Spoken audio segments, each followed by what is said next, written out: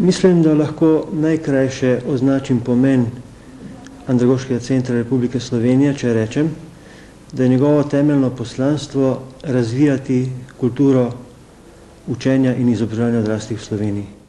Potreba po Andragoškem centru je nastala na podlagi ugotovitve, da je izobraževanje odraslih v primerjavi z izobraževanjem otrok in mladine sistemsko zapostavljeno. To zadeva vsa področja sistemskega urejanja, to so položaj v sistemu, zakonodaja, financiranje, omrežje izvajalcev, infrastruktura.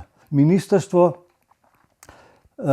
je tem potrebam prisluhnilo leta 1991, ko je ustvarilo materialne podlage za nastanek Andragoškega centra, ki je imel v začetku 3 področja delovanja.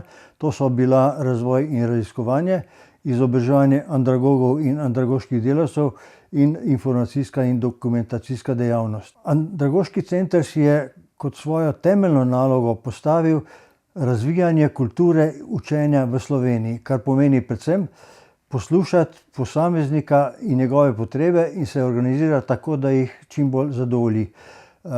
To ni samo šolanje za pridobitev izobrazbe ali pa usposabljanje brezposelnih za delo.